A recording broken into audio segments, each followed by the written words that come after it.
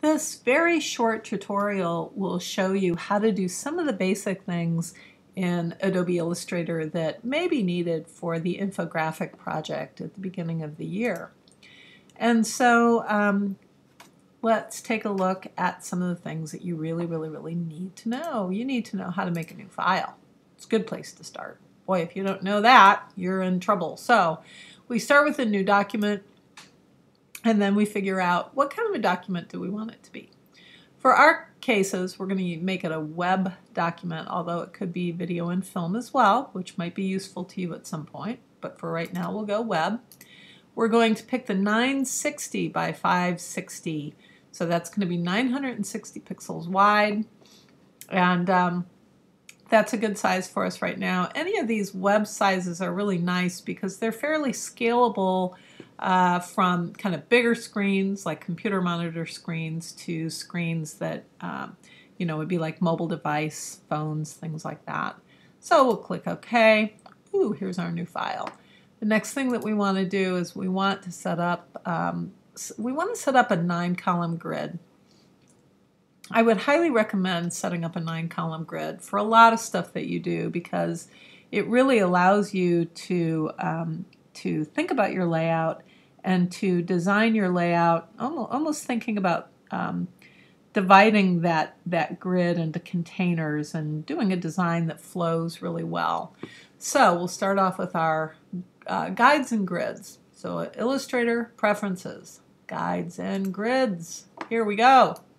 All right, so we are setting up a grid, and it's going to have a grid line every 960 pixels. You might say, well, hey, that's going to just make one great big grid. Well, that's true, but what we're going to do is we're going to subdivide it and have nine columns. And so now if we look and we see that grid, we can see, sure enough, we've got 9 columns going across. That is exactly what we need. So that's cool. 9 columns. Think about the rule of thirds and think about what you learned with the rule of thirds. So what we really have here is a great big rule of thirds grid. Let's go ahead and we'll turn on our rulers here so that you can see. Let's show those rulers. Now, if I wanted to, I could pull over a guide and I could actually set up guides that would really divide this fully into like a rule of thirds kind of setup, but I don't really need to do that for now, but just showing you could do that if you wanted to. All right, I'm going to again go to the view menu, zoom out so that I can see what the heck I'm doing. Next thing I want to do is, let's say the most important thing, that thing that I want to consider to be the focal area of my piece. I'm going to bring that in as an AI file. I'm going to open that, and this is a file. Actually, let me get another one for you. Let's go map, US vector map. This is a file that I downloaded from Google. Just did a search on US map. Vector, that's really important. And so here is that map.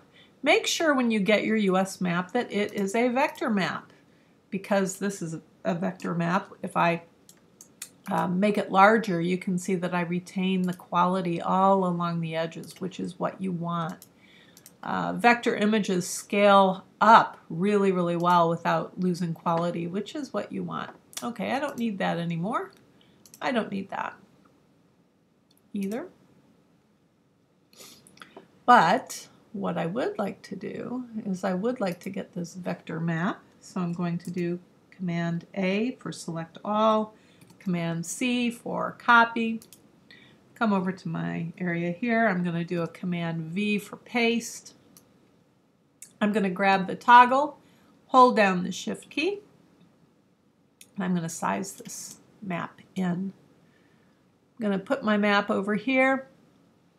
I'm actually going to position it so that the map itself will fall centered on this third line in. right here. Okay? Great. Now, next thing I want to do is I want to colorize my map. So I'm going to come over here, and I can see when I go to colorize this, it's not really letting me colorize it in red, green, and blue. So I'm going to take this color panel, and I'm going to say, you know what, I want to work in hue, saturation, and brightness so that I can see some new color. Good idea.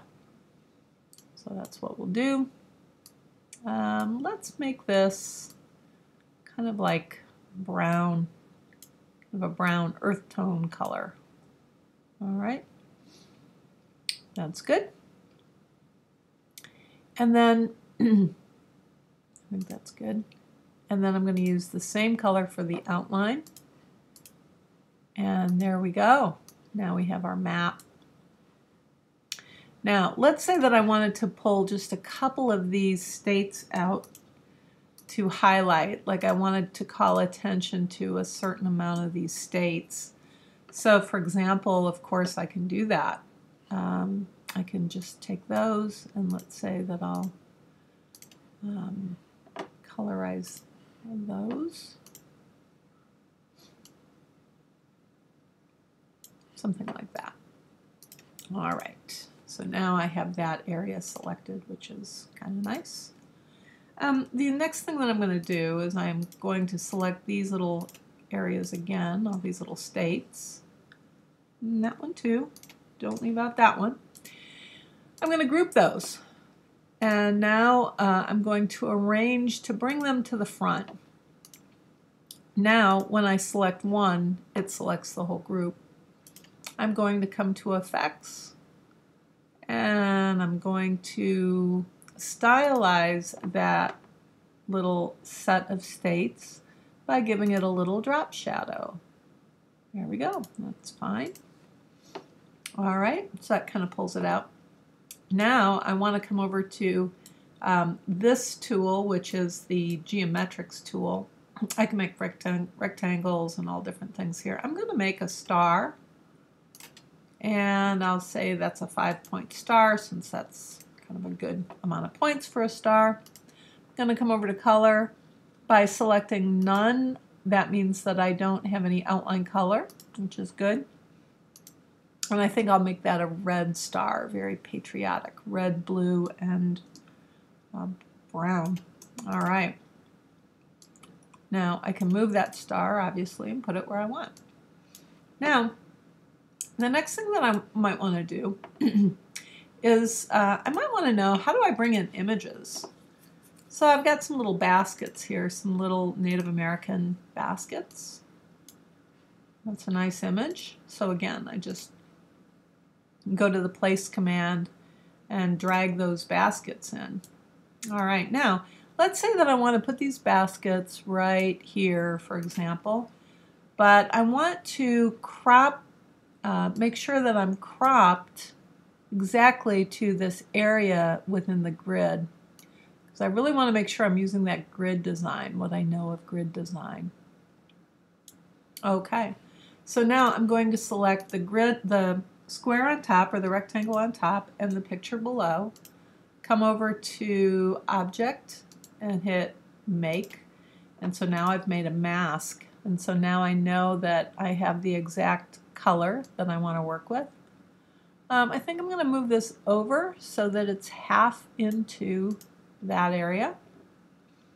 And that's fine. And then I want to start doing some text work here. Let's give this thing a title. I can't think of anything too creative right now, so I'm going to be just really straightforward and say project title will be the title that I'll use in my demonstration here. Now, hopefully by now you've gotten this idea that when you're doing designs, it's really good to limit your, your amount of fonts. You don't need like a million fonts. That's like really distracting. And so I'm going to use two fonts. I'm going to use Trajan, and I'm also going to use Helvetica. So for right now, I'm going to make a title with Trajan. I don't know, maybe that's Trajan, I'm not sure, but anyhow. All right, so then we're going to come over here to type, pull down character, and so this is where I can do fancy stuff to the characters, like I can make them really, the letters, the individual characters, letters, spread out if I want to.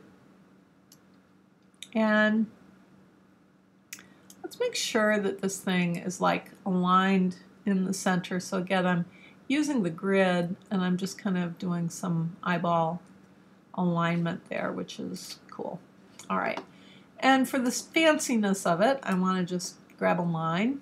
And I'm going to run a line from the left side to the right side of that title. And I'm going to use, let's use blue. Do that color. That's not blue, but close enough. All right, so now I have this line. Pull it up. And now I have that line under there, and I'm going to right-click and arrange, and I'm going to send that to the back so that the J is actually overlapping the line and not the other way around. All right. Could do a lot more with that, but for right now, I think that's fine. Now let's go to our Helvetica, and let's get a subtitle going here. So let's first of all move these guys over. I want to fold this panel into this area, so I'm going to do that. And now I have stacked panels, which is a little bit easier to deal with. So I'm going to select a subtitle, take that down to 18, and now I'm going to go to Helvetica, which is under fonts. Come up here. Where's Helvetica? Helvetica Neue. Hope I'm saying that right as well. All right. So now I have a subtitle. I might actually want to capitalize that. Sorry, the other capitalized. Capitalize, subtitle. Okay. That looks pretty cool. And we're going to fit that sort of like right under the box. That's good. And now we're going to make a text box, and we're going to flow a little bit of paragraph text in there. I'm going to come over to Google. I'm going to Google something called lorem ipsum. Lorem ipsum is what we call Greeking, and it's just placeholder text that you can put into just about anything that you're doing, and that'll just show you what the text would look like, but not what the text is, if that makes sense. Close down that browser, come over here. Now, I'm going to set my type for the text box. Let's say I want it to be 11 points, and then we'll come over here, and the spacing in between those letters will make it 14. This is like really important when it comes to text design, to think about you know, how that text is going to look. Generally, we say in web design not to go further than like about 76 characters in a line. So that's a really good count. And then, you know, you can space your lines as you want to. Obviously, that's too tight. You wouldn't use that very often.